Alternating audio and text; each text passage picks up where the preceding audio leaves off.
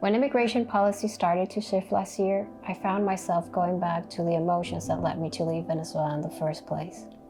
Anger, anxiety, fear. That feeling of helplessness, of watching something unjust unfold and feeling like there's nothing that you can do to change it, began to feel heavy and take over.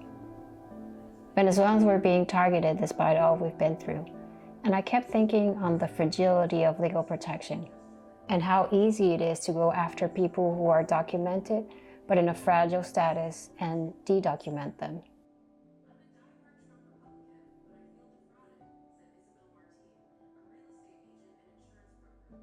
Documenting is a multimedia installation that looks at the bureaucratic rabbit hole and the emotional disorientation that is embedded within the U.S. immigration systems.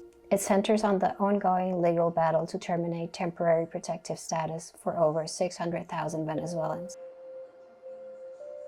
I started to work with court documents of the 2025 case, the National TPS Alliance versus Noem.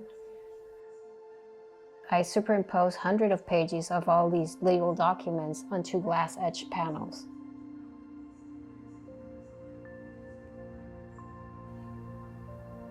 What you see are these abstract surfaces where you can catch your reflection, but you can't really read what's in there.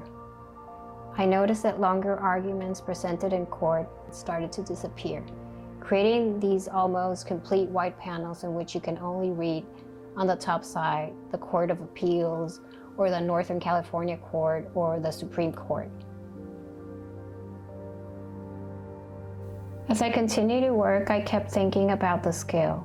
What does it actually mean to terminate the legal status of 600,000 individuals?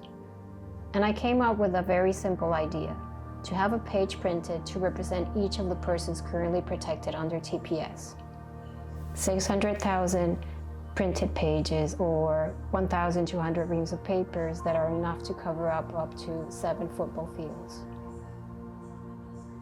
I couldn't produce that on my own, and I thought it was a great excuse to invite others to create a collaborative piece with me.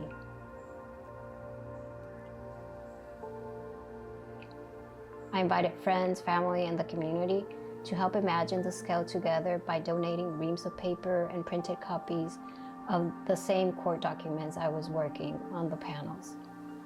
I like to think about them as sculptural forms. And even though there are only just over 4,000 copies in the installation, it was immensely powerful to have all these friends and community members coming together, rethink the case in this particular way. Each of the channels in the video represent a stage in the process of the work that I did throughout the installation. There's a lot of repetition in the printing, but also in the careful handling of the documents, the way I categorize them, until I pile them together to create these sculptural forms that later collapse. Congressional Hispanic Caucus. Mr. Trump has vowed to end the program, at least for certain countries. I also included news clips related to the case that are read through an automated voice. It is a voice that has no body, that's mechanical, that is repetitive, and it echoes how information currently circulates through the media. People from El Salvador and other countries, arguing that conditions there had changed and that the protection was no longer warranted.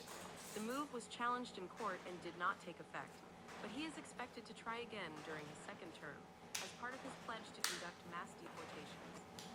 According to the Congressional Research Service, more than 1 million migrants from the Biden administration on Friday issued sweeping extensions of deportation protections for hundreds of thousands of people from Sudan, Ukraine, El Salvador, and Venezuela, in a move that makes it almost impossible.